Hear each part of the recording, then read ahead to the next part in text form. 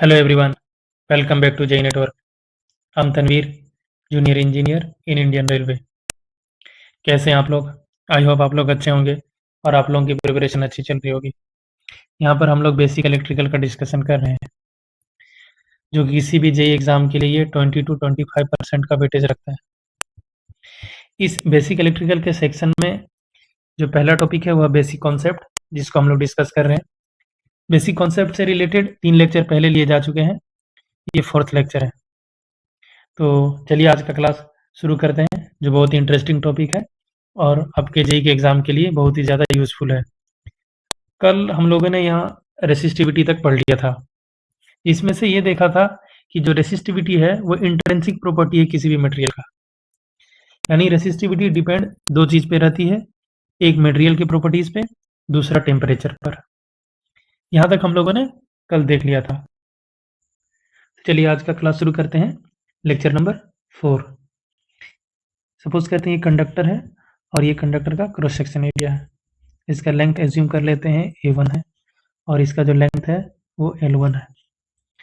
ये जो दूसरा कंडक्टर है इसका लेंथ चेंज हुआ है, n टाइम्स चेंज हुआ है लेंथ। किस तरह से चेंज हुआ है, या फिर कंप्रेस करके या स्ट्रेच करके। तो ये जो L2 हो गया, ये लेंथ क्या हुआ L2 इक्वल टू NL1, ठीक है।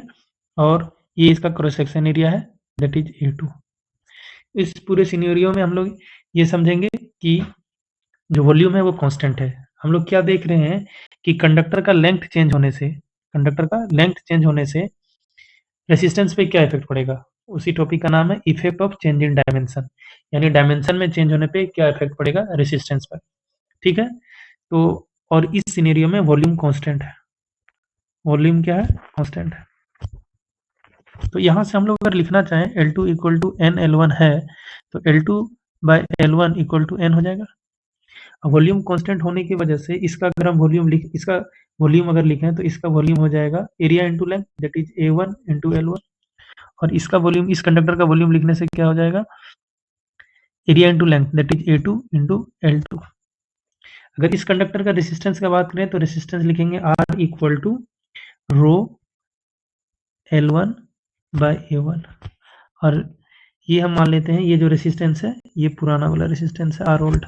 जो R न्यू होगा कंप्रेस या स्ट्रेच होने के बाद कंडक्टर को, तो इसका जो रेसिस्टेंस होगा रो L2 बाय A2, ठीक है। रेसिस्टिविटी तो सेम रहेगा, जो यहाँ है वही रहेगा, क्योंकि वही मटेरियल है, बस उसको कंप्रेस या एक्सपेंस किया जा रहा है। वॉल्यूम कांस्टेंट होने की वजह से हम लिख सकते हैं, इसको वॉल्यूम V1 बोल देते हैं और इसको वॉल्यूम V2 बोल देते हैं। वॉल्यूम कांस्टेंट होने की वजह से हम बोल सकते हैं V1 इक्वल टू V2 है। तो हम लिखेंगे volume 1 A1 into L1 equal to A2 into L2। तो हम इसको लिख सकते हैं A1 by A2 equal to L2 by L1 equal to, L2 by L1 क्या होगा, L2 बाय L1 यहाँ पे देखेंगे हम लोग, ये वाला हिस्सा L2 बाय L1 क्या है, N है, तो यहाँ लिख दिए N, ठीक है। अब थोड़ा सा और आगे बढ़ते हैं। ये R new by R old अगर लिखेंगे, जो नया रेसिस्टेंस है R new by R old, तो इसमें हम लोग क्या देख पाएंगे, रो L2 बाय A2, फिर से रो ओल्ड रेसिस्टेंस ये वाला है L1 by A1, row cancel हो जाएगा और ये आ जाएगा L2 bye A2 into A1 bye L1। फिर से इसको हम लिख सकते हैं L2 by L1 into A1 by A2। एक लाइन में और लिखें तो R new by R old हम लिख सकते हैं। ये देखेंगे ध्यान से कि L2 बाय L1 और A1 बाय A2 दोनों क्या N है। यहाँ देखेंगे A1 बाय A2, तो इसके जगह भी N लिखेंगे, और L2 बाय L1 ये जो है L2 बाय L1 ये वाला हिस्सा, इसके जगह भी N लिखेंगे, ये लिख दिए N। तो N इंटू N क्या हो जाएगा, N स्क्वायर। तो जो रेसिस्टेंस है R न्यू क्या हो जाएगा, N square into R old, ये हो गया। और इसमें 2 टॉपिक और हैं, जब एरिया को चेंज करते हैं तो रेजिस्टेंस पे क्या इफेक्ट पड़ेगा, और जब डायामीटर, ये एरिया को चेंज करने पर क्या इफेक्ट पड़ेगा रेजिस्टेंस में, और इसके डायामीटर या रेजिस्टेंस के चेंज करने पर क्या इफेक्ट पड़ेगा। तो अब हम लोग टेबल बना के ये चीज़ को देख लेते हैं, ठीक है।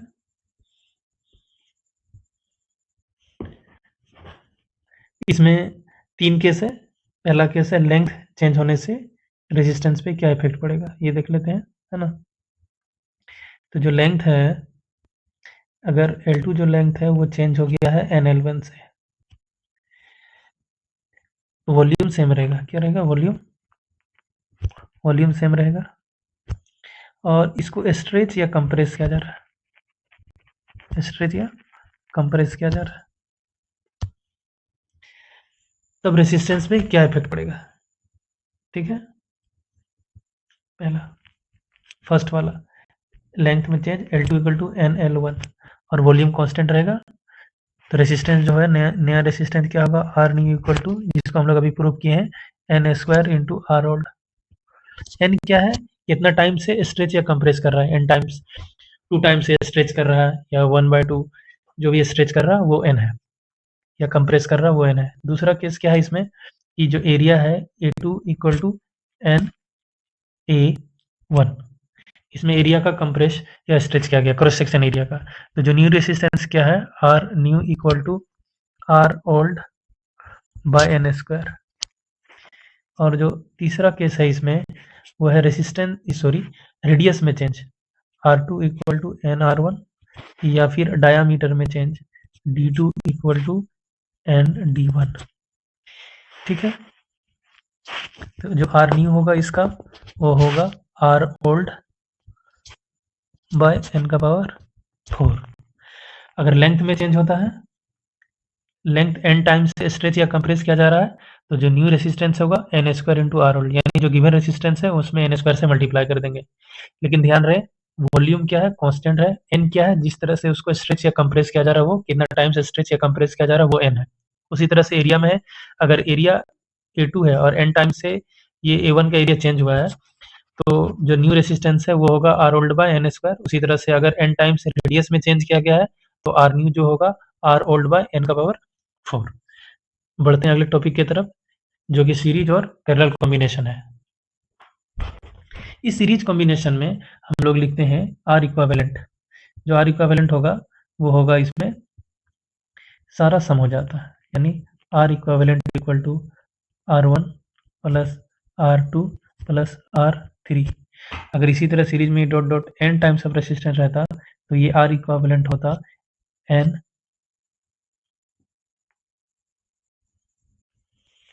अगर सेकंड केस का बात करें हम, अगर ये जो सीरीज में रेसिस्टेंस है, अगर ये आर ही रहेगा, ये भी आर, ये भी आर और ये भी आर, तो जो आर इक्विवेलेंट होगा वो क्या हो जाएगा, आर प्लस आर 3R हो जाएगा। अगर यही n टाइम्स रहता आर, तो क्या हो जाता, आर इक्विवेलेंट इसका क्या हो जाता, NR, ठीक है। ये सीरीज कनेक्शन का हो गया। और जब अगर पैरेलल कनेक्शन का बात करें, तो पैरेलल कनेक्शन में क्या होगा, 1/R equivalent equal to 1/R1 plus 1/R2 plus 1/R3, ये हो जाएगा पूरा, ठीक है।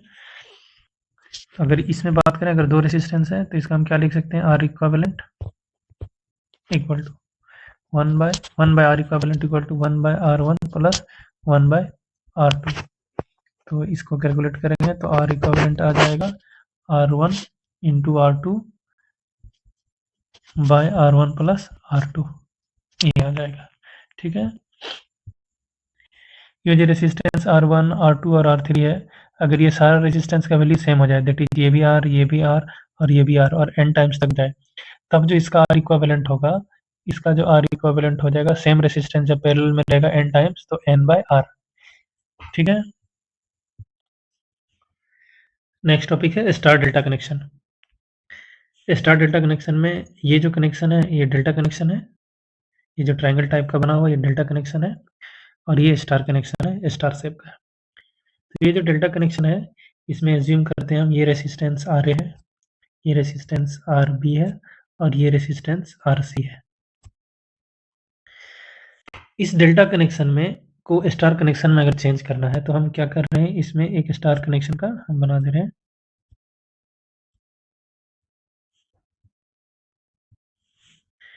इस डेल्टा कनेक्शन में एक स्टार कनेक्शन लोड रेसिस्टेंस को बना दे रहे हैं।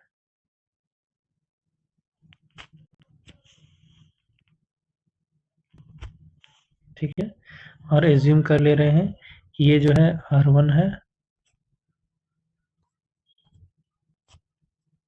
ये R2 है और ये R3 है। ठीक है, अगर हम RA लिख रहे हैं, क्या लिख रहे हैं, RA जो डेल्टा कनेक्शन का है। सपोज करते हैं कि ये R1 R2 और जो R3 है ये स्टार कनेक्शन में गिवन है, हमको इसको डेल्टा कनेक्शन में कन्वर्ट करना है। तो डेल्टा कनेक्शन में जो कन्वर्ट करना है, तो डेल्टा कनेक्शन में क्या है, ये RA है, RB है और RC है। तो हम RA लिखते हैं। RA को कैसे लिखेंगे, ये RA है, RA equal to R1 into R2 plus R2 into R3 plus R3 into R1 by R1।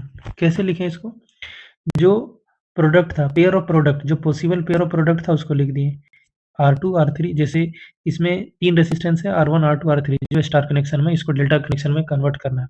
तो एज्यूम किए RA RB RC delta connection में है, तो RA लिखना है।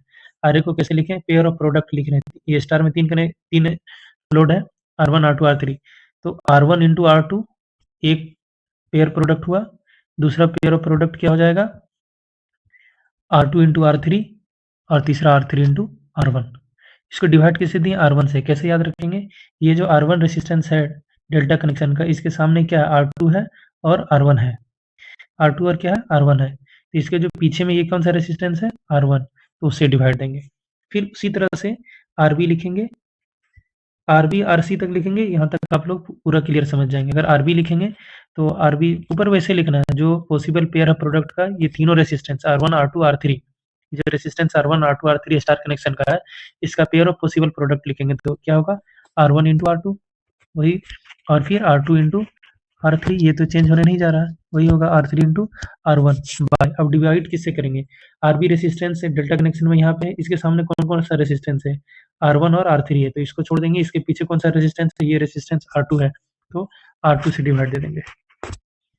उसी तरह से अगर RC का लिखते हैं डेल्टा कनेक्शन में, तो क्या हो जाएगा, वही ऊपर तो वैसे ही होगा, न्यूमरेटर में वैसे ही लिखेंगे, जो पॉसिबल प्रोडक्ट है, pair of possible product, that is R1 into R2 plus R2 into R3 plus R3 into R1 by. Divide किससे करेंगे, RC देखते हैं डेल्टा कनेक्शन में, यहाँ पे है RC, तो इस RC के सामने 2 रेसिस्टेंस है, R1 और R2, इसके पीछे कौन सा रेसिस्टेंस, R3, तो R3 से इसको डिवाइड दे देंगे। ये हो गया डेल्टा कनेक्शन लिखने का तरीका। जब R1 R2 R3 star connection में गिवन है, तो RA RB RC delta connection में है, इसको कैसे लिखेंगे, ये तरीका लिखने का। अगर सपोज करते हैं कि R1 हमको लिखना है, यानी R1 किस कनेक्शन में हम लोग लिए हैं, स्टार कनेक्शन में लिए R1 को, R1 स्टार कनेक्शन में है, दैट इज R1। इसको लिखने के लिए R1 के अगल बगल में कौन सा रेसिस्टेंस है, R1 के अगल बगल में ये है, एक RC है और एक है RB है, ये RB और RC है, तो हम लिख देंगे RB इंटू RC और डिवाइड कर देंगे तीनों का सम से। तीनों का सम क्या है, डेल्टा का, RA plus RB plus RC। ठीक है, फिर डेल्टा ये स्टार कनेक्शन में हमको अगर R2 लिखना है, तो क्या लिखेंगे, R2 का यहाँ पे, इसके अगल बगल में कौन सा रेजिस्टेंस है, RA और RC। R2 के अगल बगल में R2 RA और RC है, तो हम लिखेंगे RA into RC by, denominator वैसा ही रहेगा, RA प्लस तीनों का sum, RA plus RB plus RC। फिर से अगर हमको R3 लिखना है, तो R3 के बगल में कौन कौन सा रेसिस्टेंस है, RB और RA, तो हम लिख देते हैं RB इंटू RA बाय सम तीनों का, RA plus RB plus RC। इस तरह से स्टार डेल्टा कन्वर्जन हम लोग करते हैं। अगर हम लोग एज्यूम करें कि जो स्टार कनेक्शन का रेसिस्टेंस है, स्टार कनेक्शन का R1 बराबर R2 बराबर R3 इक्वल टू R है, यानी सारा लोड इक्वल है, तब जो डेल्टा कनेक्शन RA क्या होगा, अगर स्टार कनेक्शन में तीनों लोड जो है वो R है, तब डेल्टा कनेक्शन में RA क्या होगा, तो R1 इंटू R2 है, तो R1 RA क्या है यहाँ पर, RA equal to R1 into R2, तो R1 इंटू R2 क्या R है, तो ये क्या हो जाएगा R स्क्वायर। फिर क्या है R2 इंटू R3, तो R2 R3 भी R ही है, तो R स्क्वायर। फिर क्या है R3 R1, तो R3 R1 क्या है R है, तो R square divided by R1, R1 क्या है R है, तो आर ए इक्वल टू हम क्या लिख सकते हैं 3r² तो ये क्या हो जाएगा, ये कैंसिल हो जाएगा और फिर आर ए इक्वल टू क्या हो जाएगा 3r।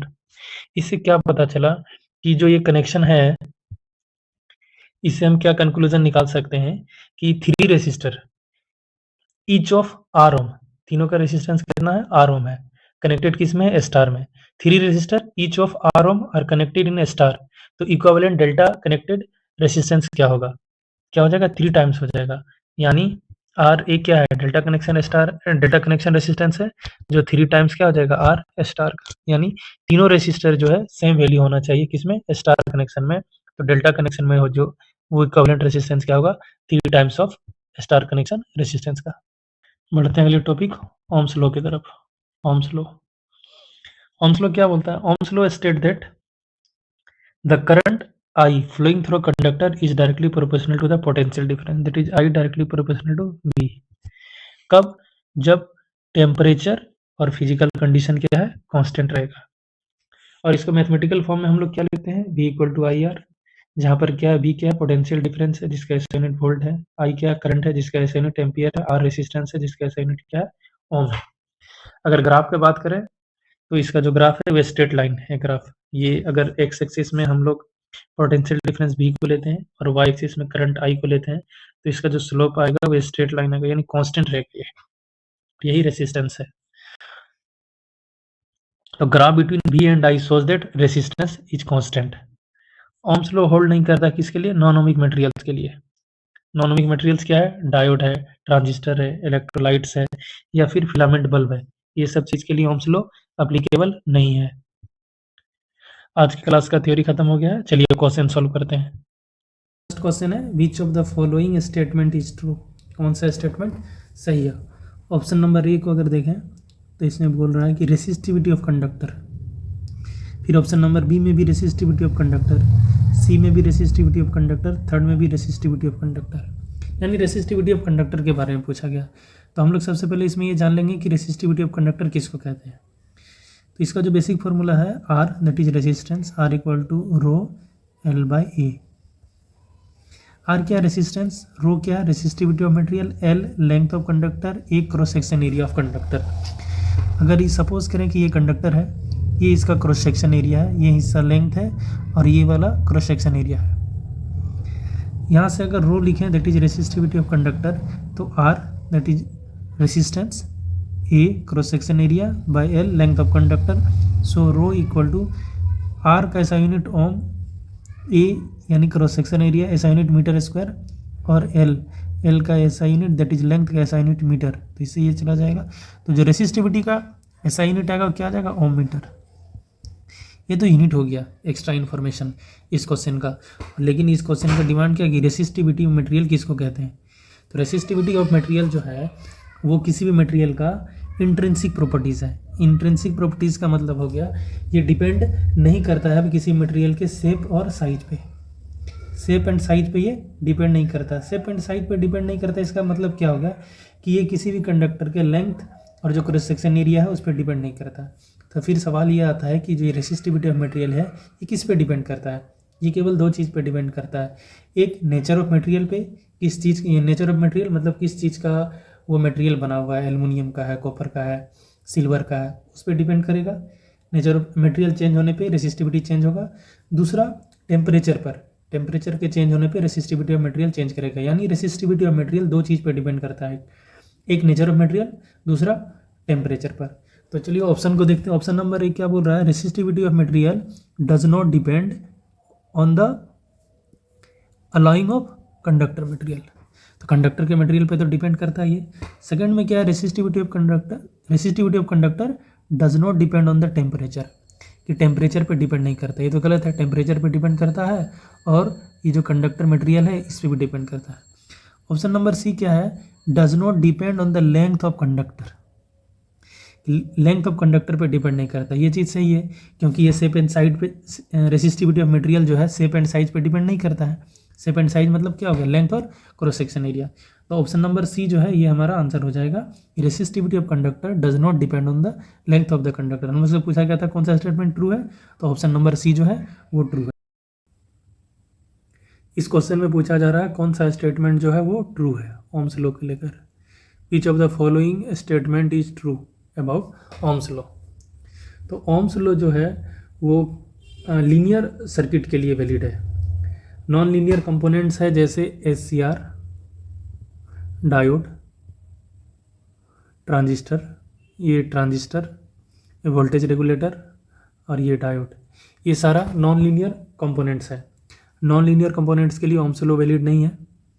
ओम्स लॉ जो लीनियर सर्किट के लिए केवल वैलिड है।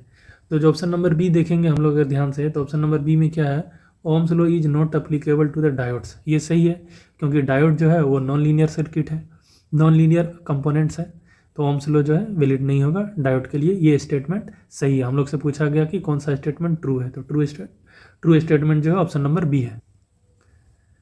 अगला क्वेश्चन है which of the following material does not allow the current to flow in it.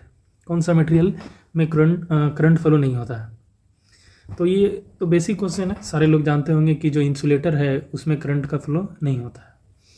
जो इंसुलेटर है उसमें करंट का फ्लो नहीं होता है। इसका रीज़न क्या है कि इंसुलेटर में करंट फ्लो नहीं करता है, क्योंकि ये जो इलेक्ट्रिक इंसुलेटर एक ऐसा मटेरियल है जिसका जो इंटरनल इलेक्ट्रिक चार्ज है do not flow freely, charge freely flow नहीं होगा, जिसकी वजह से करंट का फ्लो नहीं हो पाएगा। इस क्वेश्चन को डालने का ये मतलब है कि जे के एग्ज़ाम में बहुत सारे बेसिक्स क्वेश्चन रहते हैं, ये भी ध्यान रखना चाहिए हम लोग को। विच of the following has the highest value of thermal conductivity. सबसे ज़्यादा थर्मल कंडक्टिविटी किसका है। पहला ऑप्शन है एल्युमिनियम, दूसरा ऑप्शन है ब्रास, तीसरा है कॉपर, चौथा है आयरन। तो इसमें जो कॉपर है ऑप्शन नंबर सी, इसका सबसे ज़्यादा थर्मल कंडक्टिविटी है। हमारा आंसर हो जाएगा ऑप्शन नंबर सी। अगला क्वेश्चन जो है स्टार डेल्टा कनेक्शन से रिलेटेड है। क्या है, 3 resistors each of R ohm are connected in a star. What is the value of equivalent delta connection resistor? Connected resistor.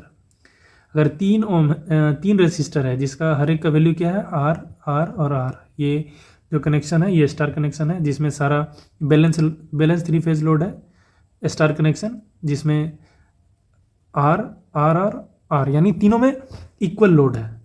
उसके बाद अगर ये डेल्टा में चेंज किया जाए तो क्या इक्विवेलेंट रेजिस्टेंस होगा।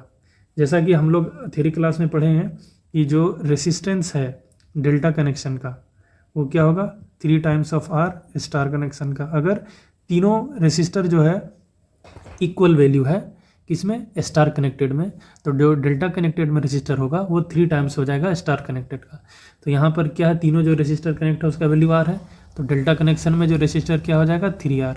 सो ऑप्शन नंबर जो ये सी है ये हमारा आंसर हो जाएगा 3R। ये आसान सा क्वेश्चन है पोटेंशियल डिफरेंस के बारे में कि पोटेंशियल डिफरेंस का जो है यूनिट क्या है। इसमें पोटेंशियल डिफरेंस को मेज़र करते हैं, वोल्ट में मेज़र करते हैं। वाट का ऐसा यूनिट क्या, ये पावर के लिए है, जूल वर्क डन, और जो एम्पियर है वो करंट के लिए है। ठीक है, तो जो वोल्ट है वो पोटेंशियल डिफरेंस के लिए है। Which of the following statement is true about the resistance of a conductor. कौन सा स्टेटमेंट ट्रू है रेसिस्टेंस ऑफ कंडक्टर को लेकर। पहला ऑप्शन है कि resistance of a conductor does not depends on the length. अगर हम रेसिस्टेंस का बेसिक फॉर्मूला लिखें तो हम लिखेंगे R = ρ/L/A। तो L लेंथ ऑफ कंडक्टर है, A क्रॉस सेक्शन एरिया है, R = ρ/L/A। तो ये जो रो है resistivity of material, L length of the conductor है, A cross section area of conductor है, तो ये लेंथ ऑफ कंडक्टर पे डिपेंड करता है। तो ऑप्शन नंबर जो है वो गलत हो जाएगा। दूसरा ऑप्शन है resistance of a conductor does not depends on the material. ये जो रो है रेसिस्टिविटी ये डिपेंड करता है नेचर ऑफ मटेरियल पे, तो रेसिस्टेंस भी किस पे डिपेंड करेगा, नेचर ऑफ मटेरियल पे। तो ऑप्शन नंबर बी भी गलत हो गया, इस पर डिपेंड करता है। थर्ड ऑप्शन है resistance of a conductor does not depends on the temperature. तो रेसिस्टेंस जो है वो टेम्परेचर पे भी डिपेंड करता है। एक फार्मूला है रेसिस्टेंस का टेम्परेचर से रिलेटेड, RT = R0 1 + α0 ΔT। ये डेल्टा टी जो है वो चेंज इन टेम्परेचर है, ये R0 resistance at 0 degree Celsius, और ये जो RT है रेसिस्टेंस है T टेम्परेचर। और delta T change in temperature. तो टेम्परेचर के चेंज होने पर भी रेसिस्टेंस में चेंज होगा, यानी ऑप्शन नंबर डी भी गलत है, इस टेम्परेचर पे भी डिपेंड करता है। ये जो प्रेशर है, resistance of a conductor does not depends on the pressure, ये स्टेटमेंट जो है ये सही है। तो हमारा आंसर क्या आ जाएगा, ऑप्शन नंबर डी।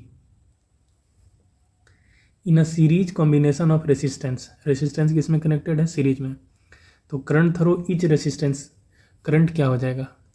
जैसा कि हम लोग जानते हैं कि ये जो कनेक्शन है ये सीरीज का कनेक्शन है, और सीरीज कनेक्शन में जो करंट है वो क्या होता है, सेम होता है, क्योंकि इसमें कोई पाथ नहीं होता है करंट को डिवाइड करने के लिए। तो इसमें जो करंट होगा वो क्या होगा, सेम होगा सारा में।